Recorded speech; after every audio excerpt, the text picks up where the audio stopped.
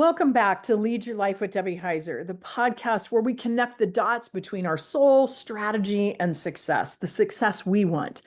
Today, we're diving into one of my favorite universal laws, the law of thinking. It's the foundation of creation, clarity, and manifestation.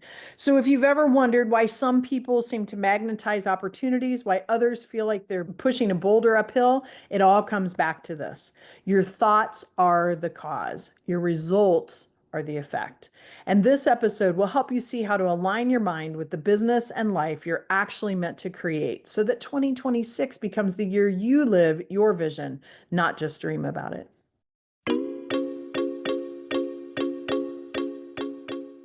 Welcome to Lead Your Life, the podcast for people who are seeking harmony in business and in life.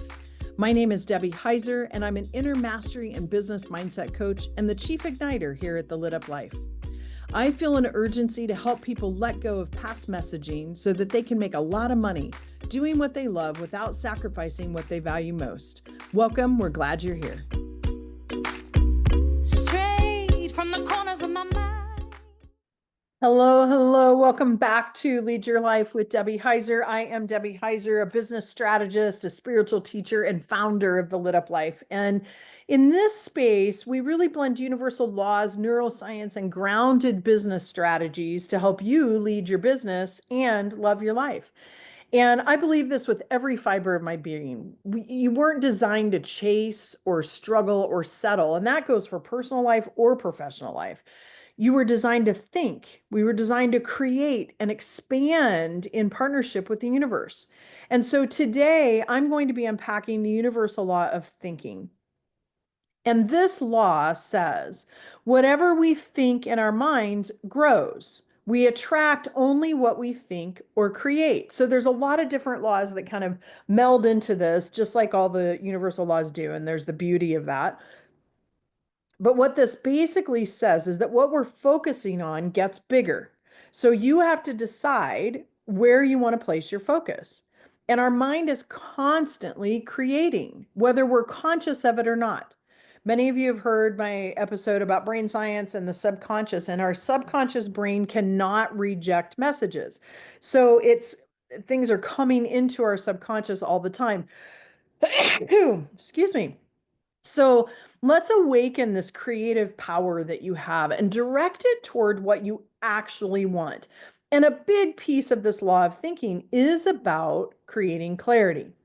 And if you think about that, everything starts in the mind. Before a product or a painting or a movement, there's a thought. And before that thought can move into this 3D world and be created, there's a vision, and that vision, then we move into it and have this idea and move it into this, and we go through what a book that I love called The Energy of Money talks about as monkey mind, right? And that's where the imposter syndrome, all these things come up because we feel like, who are we to do this? And all of these negative thoughts, right? So when we think about when we level up, there's a new idea. And this law of thinking teaches us that every condition in our life is the fruit of our ideas. And so when you think about that, you're always planting mental seeds. Now, I just watched the second season of Limitless, not the whole season, but the first episode. And Chris Hemmingsworth does a great job of talking about like our mental capacity and the brain, and he seeks out experts. If you haven't watched it, I highly recommend it. And he talks about, because he's learning to play the drums and actually comes on stage with 70,000 people with Ed Sheeran to play the drums for this one song. And he talks about how he's fighting this, you can't do this, you suck, and you're going to be able to do this, and it's great, right? So we plant these mental seeds all of the time. And in our life, what we plant grows exactly what we plant. Like if we plant lettuce grows. It doesn't turn into a tomato. So whatever it is that we have that thought, that's what we're planting, not what we wish for. And a lot of times people talk about manifestation, and I'm, talking a lot recently too about the law of assumption, which ties into this. It's not just what we wish for or what we want. It's what we think about with consistency and tied to emotion. So let's break this down.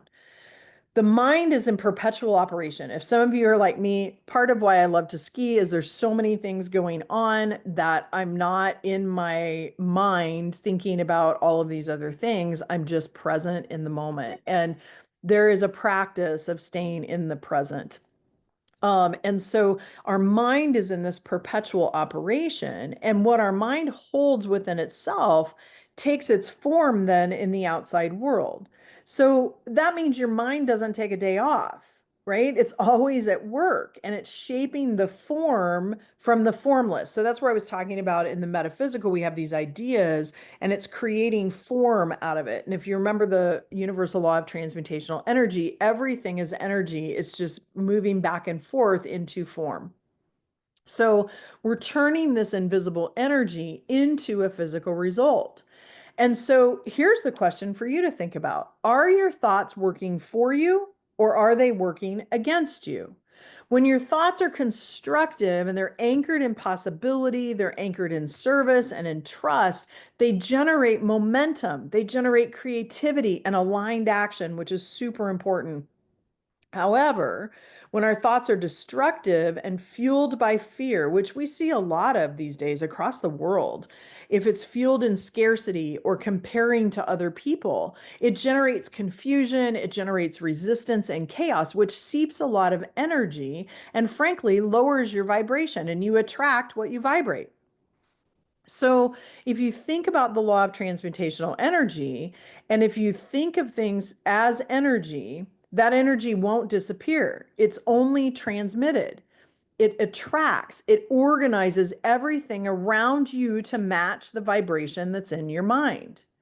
So, many times people will say, and I have a really good friend, Wendy, who she and I have talked about this, where she has the trust and the faith and she knows and wants to manifest something and tries to use the law of assumption, even in the law of thinking, but then these little creeps of doubt come in, right? And she's like, oh, yeah, I doubted this. And so hence I wasn't able to manifest it because I wasn't assuming it was going to happen.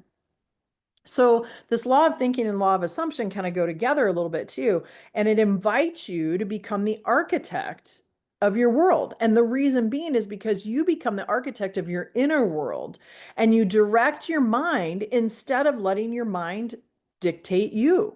So let me say that again. It's when you think about you being an architect of your inner world, it's to direct your mind instead of you being directed by your mind, right? So it's this circle that we go into. So you can't stop thinking, but you can choose what you think about. And here's really where the true power begins, right? I mentioned clarity earlier. Clarity is the accelerator of creation because clear thinking clarifies the mind, right? The more you trust yourself, which I find so many people not trusting themselves, but the more you trust yourself, the clearer your thinking becomes. And clarity and self trust are really intertwined. And when you trust yourself, then your thoughts remain organized. When you don't trust yourself, your thoughts scatter. You second guess yourself, you overanalyze, you dilute your creative energy. But when you truly trust your inner guidance, and depending on what you believe, for me, it's God. If I believe that I have the Holy Spirit in me, then I am God. I have the Holy Spirit in me. So if I can know that with a deep knowing, then I can trust the inner guidance, right? It's my intuition, the spirit, divine, my sacral yes. My thoughts then line up and they're kind of like arrows pointing towards that next aligned action. And I don't have to worry about step 20. I can just look at step one and take the step in faith. And again, clarity isn't about over planning. It's about alignment. And so often we are taught to over plan things and then we get tied to the outcome instead of being open to however it's going to come. And when we're open to that, then it's about alignment. It's about authenticity. So let's look at an example in business. When you're very clear on who you serve, who your clients are, or your patients, or whatever it is that you call those people that use your product or service, when you're clear on that, how you help them and why it matters, then every decision from your offers to your pricing to your marketing fall into harmony. But when your thinking is cluttered, when you have doubt, or you're trying to people please, the energy then of your business becomes scattered. And here's the beauty of universal law. The moment you choose a higher thought, the entire field begins to rearrange. So as your thoughts start to arrange themselves and as you get clear, then it rearranges what you're vibrating at. It rearranges then what you're attracting. So I've been trying to get rid of the word stuck, but really it's such a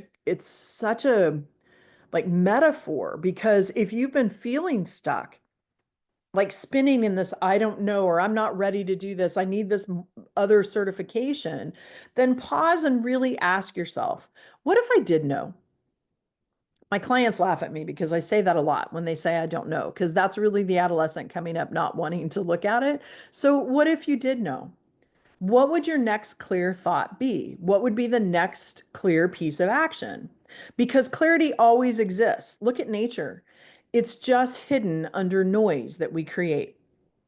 And really, the fastest way to uncover it is to quiet the mind, breathe, and listen. Because the universe responds not to confusion, but to clarity. So, we're going to take a quick break and we'll be right back. So, while we're on the break, take a deep breath and listen in. I want to give a quick shout out to my favorite online community for women entrepreneurs. It's called Build Her. If you've craved a space to connect with other women who truly get the journey, this is your space.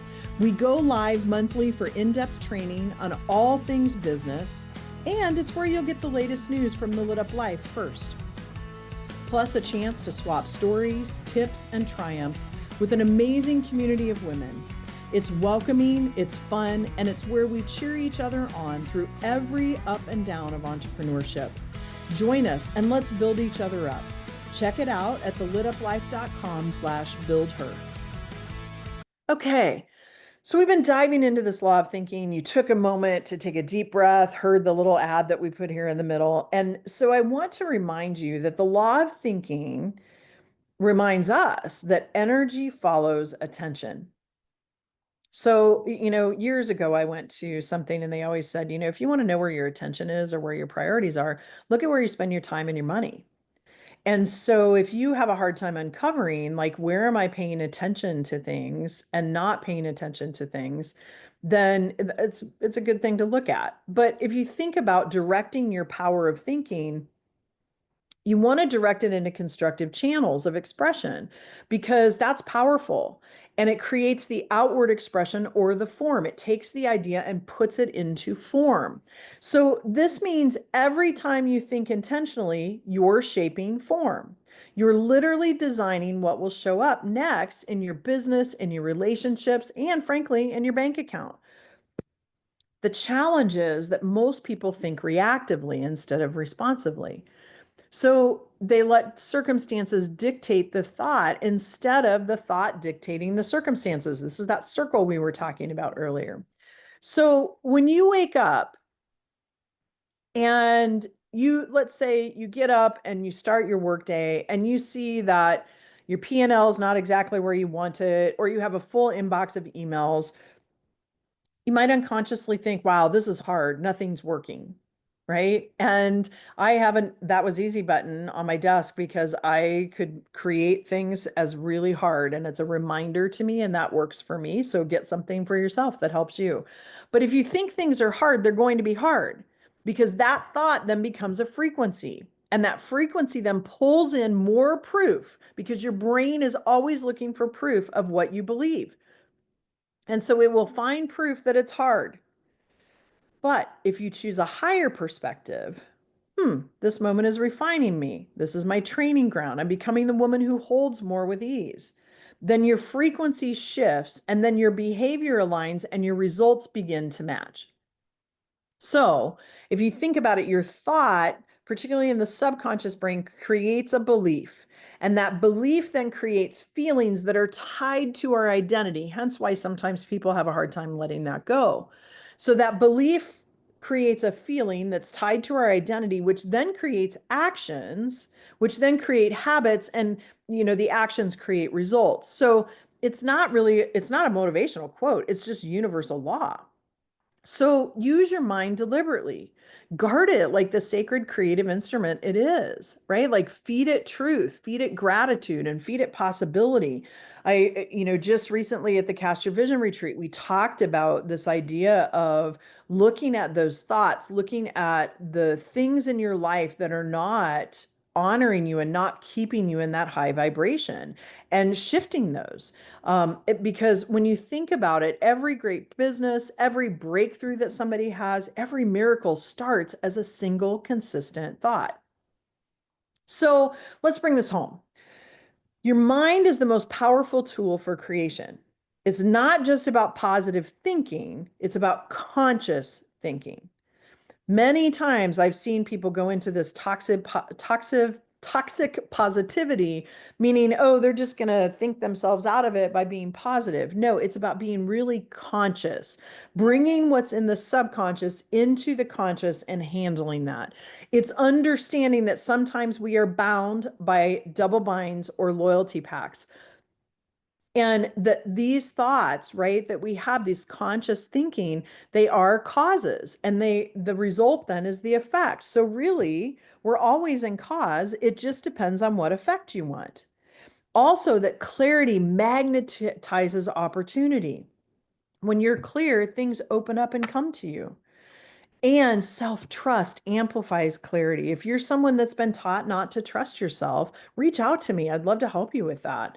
Because energy flows or follows, excuse me, energy flows and follows the attention that we give it. So if we're not trusting ourselves, and we're focusing on the bad things. I've always said when somebody says, I'm waiting for the next shoe to drop, I'm like, peace out, because the next shoe is going to drop, right? If you think you're going to get into a bidding war with someone about something, it's going to happen. And so it's just, you're so powerful. Your thoughts are so powerful. So when you combine these truths, right, that our thoughts are cause and the results are effects, that clarity magnetizes opportunity, and that self-trust amplifies clarity, and we know that energy flows and follows attention. When you combine these truths with aligned action, your entire life shifts. Now, some of you freak out because of that, right? I just was speaking to some people from Cast Your Vision, the retreat I had in October, about how really it's not the fear of not doing the thing. The fear is that you know that life is going to shift. And so there are ways through that. And it's so much better on the other side, let me tell you. So, really, when you think about creating those aligned actions, that's how you move from then dreaming to becoming. That's how you move from the metaphysical into form, from hope to embodiment, from wishing for 2026 to be awesome to intentionally designing it that way. So, as you step into this next season, and as we come, these last, what is it, 8 weeks of the year, maybe 8.5, remember you are always thinking. So make it count. So, here's the deal. If this episode resonated with you and you're ready to align your thinking with your business or the life that you're meant to lead, I have a few next level business strategy sessions open in November, and I only open these a few times a year. These sessions are deep, they're transformative, they go quick, and they're designed to bridge the gap between what you're dreaming about or what you're thinking about and what you actually create. So, in one focused, personalized session, we'll identify where your current thinking patterns are holding you back. We're going to rewire them to match the vision you're calling in for 2026. And we're going to create some clear, aligned strategies to make that happen. So, if you're ready to move from vision to reality, to think, act, and receive at your next level, grab one of those limited November sessions while they're open. And you can find the link in the show notes or at the website, www.thelituplife.com/next level, and get on my calendar, because your thoughts are creating your next chapter. So let's make sure they're building what you truly desire. And with that, folks, it's a wrap. Everybody have a great couple of weeks, and we'll see you again soon. That's a wrap for this conversation. I'm so glad you've joined us. Remember to subscribe to the podcast so you can catch all of our future episodes, and visit us at thelituplife.com for details on how you can become part of the Lit Up Life community. A quick shout out to my friend Jackie Wilson and her friends, the creators of our amazing theme music. Thanks so much for allowing us to share this perfect song with our listeners. Looking forward to having you listen in to our next episode.